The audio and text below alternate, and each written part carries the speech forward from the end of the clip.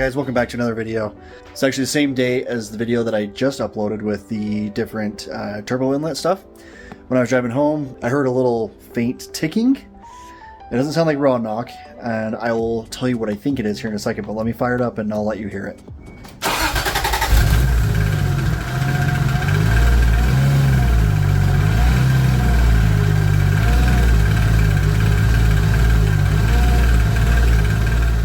So you heard that, you heard the ticking sound.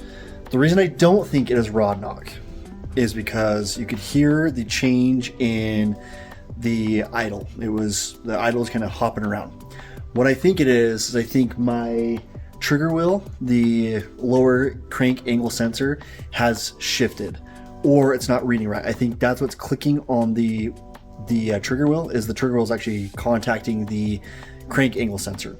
Because it's only on the front of the motor. It doesn't sound internal. I've had rod knock on this engine before, and it doesn't sound like that. It sounds like a more front outside of the engine type knocking, if that makes sense. And it's more of a clicking. But the thing that makes me think that it's not a rod knock is because that variable changing in the idle makes me think that the crank angle sensor is not reading properly, and that's why it can't find home, and that's why it's idling weird. So I also found that there is a bunch of oil, which could also be creating this issue, in the front case. So I think my front main seal is going out, which is not a huge deal on this car, especially with my engine. It is super easy to get to because there's nothing really there anymore. There's literally nothing in the engine bay. And so getting to that front main seal is like probably honestly a 30-minute job. Not a big deal.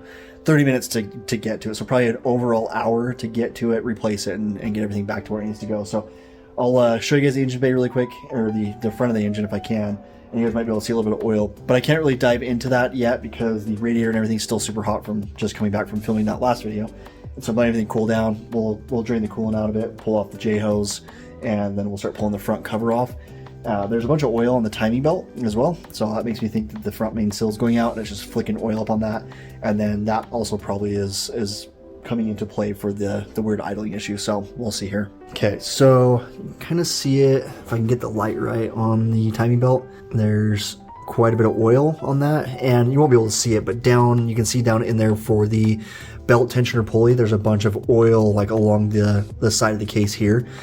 So I think where that ticking is coming from is, you can see that bolt right there, that is my crank angle sensor, and it's meshing up to the trigger wheel that is welded to the backside of, well, not the backside, but it's welded to the timing belt gear that's coming off the crank. So I think what's happened is that it's either shifted forward and it's making contact now with that trigger wheel.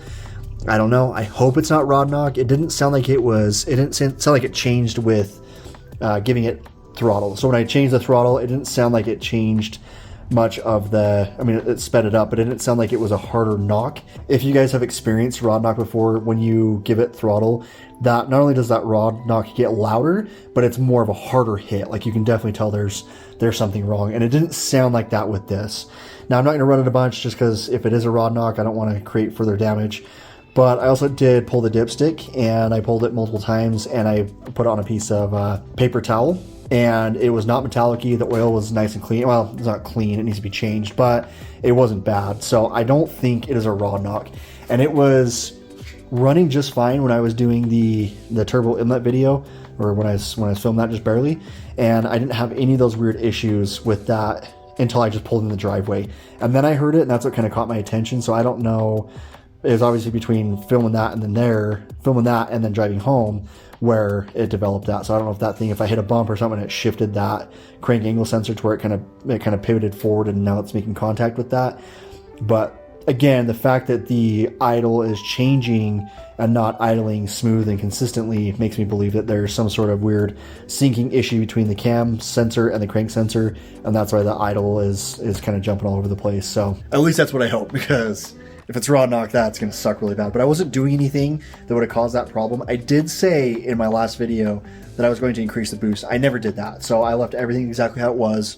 It was dumping off at 10 pounds of boost. I never changed that. So I didn't mess with any of that. The only thing I changed was just the blow-off valve, which isn't going to cause a rod knock. We weren't increasing boost. We weren't doing anything weird there. So I don't think it's a rod knock. It's been running super healthy, and it's been running it's been running really well. I don't have any issues. There's tons of fail safes in it, so I just think it's just whatever's going on in the front of that. So I'm going to drain the coolant here in a little bit once it's cooled down, pull off that J hose, and then we're going to pull just those two front covers off. It's two separate covers. You got the upper timing belt cover, and then you got the lower one, which you have to take off the harmonic balancer. You got to pull that off to get that lower cover off, which is not a huge deal. I've got a big enough impact that'll take that thing right off, so not a huge deal. I might have to pull the radiator out. Again, not a big deal. At least with my car, it's not a problem at all. So I'll probably time lapse most of this. I'll stop and talk if I find something different, but you guys get the idea. Fingers crossed. Fingers crossed it's not a rod knock, and then we can move forward. If it is a rod knock, what are the plans? I don't know. We'll figure it out, but I would like to keep this motor in here. If I need to rebuild it again, it's been rebuilt 3 times. This is not new to me, and the first time it had rod knock was me being dumb. It was not tuned. I was getting on it really, really hard. I was hitting rev limiter a ton. Well, on this car, it's not rev limiter, it's fuel cut. I was hitting fuel cut really bad, or all the time, because I thought it sounded really cool, and developed a rod knock. So I pulled it out, and I got it all fixed before it was a catastrophic failure. Anyways, enough talk. Let's go ahead and drain out the coolant here, and then we'll go from there. All right, guys, it's the next day. No, it didn't take me all night to get to this point. It literally took me probably about 20 minutes to get the front cover and everything off of the motor. I didn't do a time lapse just because I really wanted to focus on what's going on here. I was a little more worried about the engine being hurt than filming. But once I figured out what it was, I wasn't too stressed about it. So again, the next day, once I got to the point where I found out what the problem was, I just left it for the night. And now we're back here in the next morning. So I didn't do a play-by-play or a step-by-step, so I'm going to just show you guys how to do that. It's really easy getting to the timing belt on these cars, especially my engine when there's like nothing there in the way, but these motors are very easy to work on, guys. I know they might seem daunting or very difficult. They're really not. Like I said, 20 minutes to pull the front cover off to completely expose the timing belt, not a big deal, but this is what we're working with. All right, so you can see the whole timing belt cover is off. You can see the whole timing belt itself, and that's it. So step by step on this is not too difficult. Obviously, drain your fluids, drain your coolant or your water wherever you're at. If you need to antifreeze, empty all that stuff out. I found it easier just to straight up pull the radiator out. The radiator is tucked over there to the side, but just to pull the radiator straight out, not a big deal. You got your return hose there and your fill neck here. There's just that J hose right there. Not a big deal. So I can even leave the thermostat housing in place when I pull that front cover off, which is really nice. So I don't have to mess with any of this stuff here and have to reseal all that stuff. So, but once you get to that, you have 2 covers. You've got the lower cover and the upper cover. The lower cover's got your timing marks on there, and that might be a little bit more difficult to get to. The hardest part with this whole thing is getting your harmonic balancer off the front of the crank there. I just use the Harbor Freight impact gun, to the pneumatic one, just to take that 19 mil bolt off the front, and then you kind of have to walk the harmonic balancer back and forth to get it to come off the little keyway down there. And once that's off, then your timing cover comes off, and there's everything. So there we are. You can even leave the alternator if you're using the relocation bracket that I have here from, I believe it's from Drift Motion. That one can stay in place there, so which is really nice. Power steering, everything can stay in place. Water pump, yeah, you guys get it. So now, I don't know if any of you guys can see what the problem is right off the bat, but that guy right there is actually not welded on anymore. I'm going to show you right now. Hopefully, we have enough lighting, but this is not supposed to be hanging on like that. So what actually happened, I was kind of accurate with my predictions, but it wasn't actually contacting the crank angle sensor, which is right there.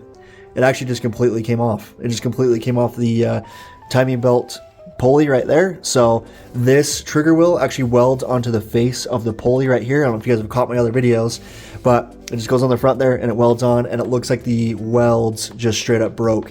And I'm actually not surprised, because I did this with a Harbor Freight welder, a flux core Harbor Freight welder, and I'm actually surprised it lasted as long as it did, seeing the condition that it was in. So that is supposed to be welded on the front face of that gear there, and then this picks up the teeth as it rotates past the sensor and then sends a signal up to the cam sensor. So that's how your trigger wheel stuff is set up, which is really awesome. Super straightforward, really easy, really simple. What I need to do is just pull that pulley off. So I'm gonna have to take the whole timing belt off, which is not a big deal. I've done it plenty of times. The one thing that kind of threw me off at first, where I was actually getting really concerned, was the timing belt was actually on the front face of these gears, where they're actually supposed to be centered up. So the timing belt should actually be back a little bit more and over the center of the gear, and that's the first thing I noticed there. I didn't think anything of this down here, but that trigger wheel also plays as a guide for your timing belt. So it actually keeps the timing belt in position so it can't walk off this way. And that's what kind of got me concerned that there's maybe something a little more catastrophic, that there was maybe something really more damaged down here in the bottom part of the motor. So, which there's not. So that's great. That's an easy fix. I also found a bunch of oil. There's a ton. It might be hard to see, but like in like spots like here, tons of oil and grease and crap like that just got stuck down inside here. It's all super fresh. It's definitely a two birds with one stone type scenario. I've got to pull that front pulley off, and then I've got to obviously take out the front main seal. Just need to pull that pulley off when I go to weld it on there, and you know, pull that front main seal out, just pop a new seal in there, clean it up really good, and then yeah, we'll go from there. So not too difficult, guys. I was really stressed that it was something way worse, and ended up not being a big deal. I did think that it was the crank angle sensor that was contacting that trigger wheel itself. It wasn't. That trigger wheel was just bouncing around on that, and I'm actually surprised that it didn't create more damage. The sensor itself looks good, everything else looks good, so that's a pretty easy fix. We'll just fire up the TIG welder. I'm gonna have to clean everything really well, because if I want to go to TIG weld this back on, I can't have any oil and stuff that's been sitting in there soaking into that metal. I've got to clean it up really well, and then we'll get it fired up and TIG back on with that guy, and that should be it. So pretty straightforward. Huge sigh of relief. Let's get it done. I don't know why I did that. I thought it was going to be funny. I actually just got a bunch of grease in my eye.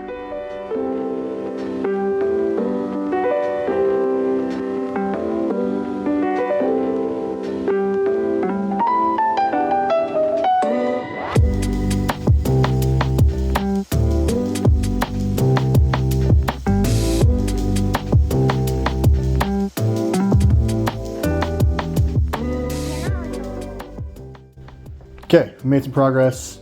Nothing crazy to show. Taking the crank pulley off down here can be kind of a pain sometimes, especially if you've got a little bit of wear on the front of this here, on the front of your crank. Might be a little bit of a pain to kind of slide that just off of the end of that. There's also a keyway on the bottom here. So you have two keyways. You have one here, and then you have one further back. The front one's for the serpentine pulley or the harmonic balancer, and the other one on the back is to go into the crank pulley. Yeah, and this is what I mean by keyway. So you can see that slot right there. The keyway slides in that. That's what locks that onto the crank. So make sure you don't lose those half moon shaped pieces, because that's what locks in there. But you can see right there my welds, they all broke. So there's one there, and then there's a little one there, and kind of hard to see. But so this trigger wheel right here is going to just drop onto the top of that. So pretty straightforward, pretty easy, and that's what retains the belt on there. So that's why the belt was sliding forward, is because this was broken and just hanging off there, so the belt was able to move up or move forward. So all I need to do is clean this up really well, because they're both soaked in oil now, so the welding will not go well if everything's not completely cleaned off. So I think it's sat something like that. I don't know. It sat on there a certain way, but the reason this broke was because I tack welded these on here with a Harbor Freight welder. I just didn't get enough heat. Like, you can't even see the weld all the way through the back side, so didn't go very well. I also need to be careful when I TIG weld this on that I don't warp this.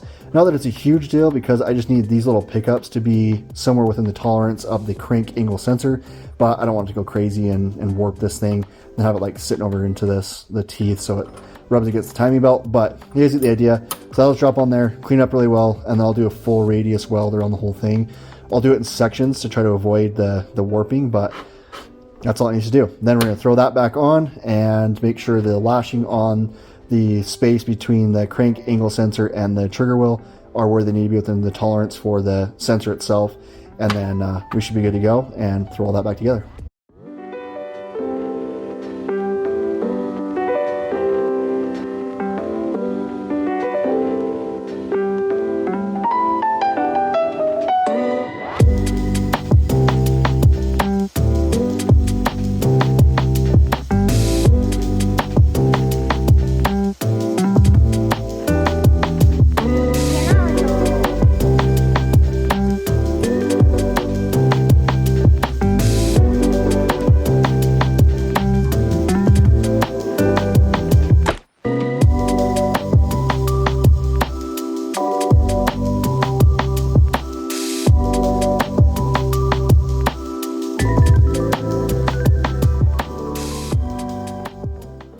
All right, guys, I would rate this as aggressively average, just because the pulley is just soaked. It was just soaked in oil, so I was getting such bad contamination, and I'm pretty sure I was running out of gas about halfway through. So it doesn't need to be structural by any means. There's nothing supporting this. There's no boost. There's no heat. There's nothing really going through this part.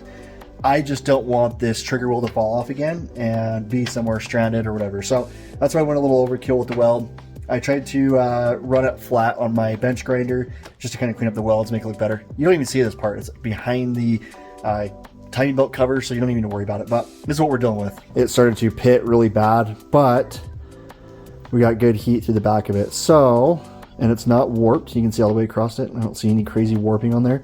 And again, there's a pretty high threshold for the teeth right here to hit the sensor. So I'm not too worried about it. There's a pretty big margin for that to go through. But again, it's maybe a little warped on this end up here, but I think the tolerance will be just fine. So I'm gonna go ahead and throw it on there and see, make sure it looks good, make sure that the crank angle sensor has not shifted, and we should be good. All right, guys, we're back in the garage. It's been about 3 weeks. Finally got my front main seal from Titan Motorsports. Lost my voice, got sick, had Christmas. Supra sitting right here, ready to just be thrown back together.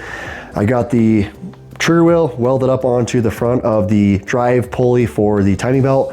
So that's all good to go. The front main seal's been pressed in. We're set. I figured you guys know how to put in a seal. Not a huge deal. You just have to make sure it goes in evenly.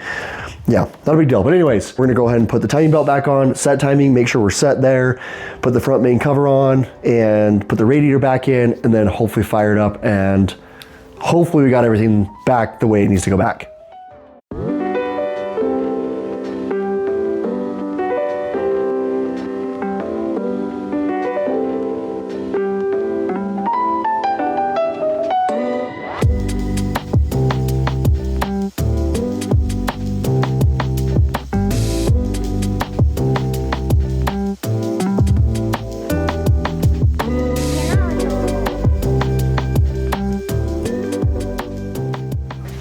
Okay, we got timing set.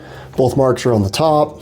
That's down on 0, and that's where it needs to sit. That's where it was tuned at. So sitting at 0 there, everything's good. I rotated it 4 times and double checked everything, and it looks good. So now what we need to do is just button the rest of it up. I might leave this cover off for now just so I can turn it over and make sure everything looks good. And then we will put the serpentine belts back on, radiator in, the fan just needs to be plugged back in, so nothing too crazy. Hook up the intercooler piping, and then we should be able to fire it up. Okay, let's push the car out. Let's start it up. It's actually kind of a warmer day. It's since been a couple more days. Guys, the weather's been horrible here. It's been super cold. I've had no motivation to work on this thing at all. My garage isn't heated, so I haven't really cared to get this thing back on the road. Let's fire it up. Let's burp the system, and then move on to the next project. I think we're good to go. It should fire right up. I don't think we heard anything internally. There's no reason for it to have hurt anything internally, so let's just push it out because I don't want to get any coolant all over inside my garage or antifreeze, whatever. So we're gonna push it out, start it, and we'll burp it out in the driveway. So let's get to it.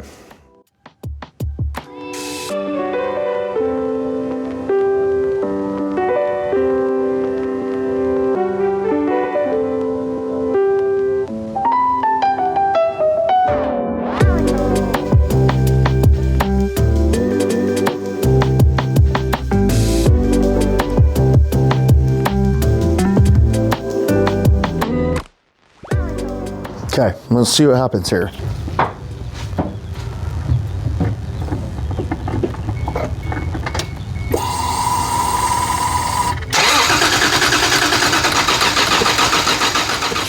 Yeah, the battery's dead. That's to be expected. The car's been sitting like a month without being driven, so it doesn't surprise me one bit here. Let's just get this thing fired up. Pretty close, so it shouldn't take too long. And I think everything else is buttoned up and back together. All right, let's give it another rip here.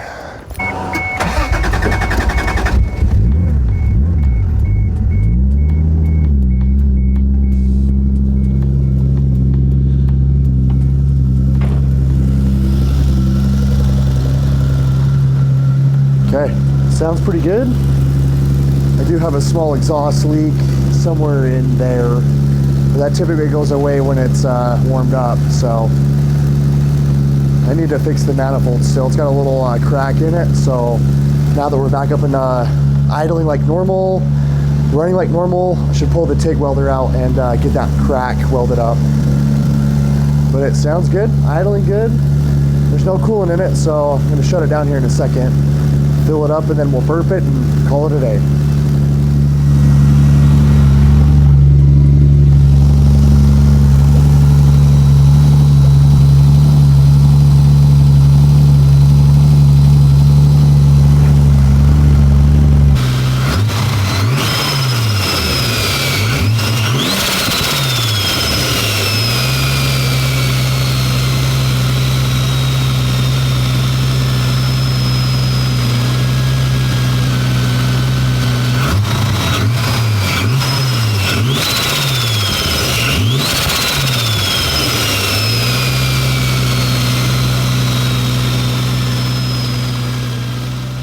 Okay, well, we got all back together. It's running perfect, no issues. I'm really glad that we didn't hurt anything inside the motor, which again, like I said before, I didn't think there would be any reason to hurt the motor with what happened. But that trigger wheel is now welded onto that gear, shouldn't come off, shouldn't have any future issues. So there you go. Not a super exciting video. It was a little scary thinking that the motor was hurt, but I just drove it down the street and back. It's not hurt, feels great, sounds amazing. Well, that being said, guys, thanks for watching the video, and please like, comment, subscribe. You guys know how YouTube works, and we'll see you on the next one.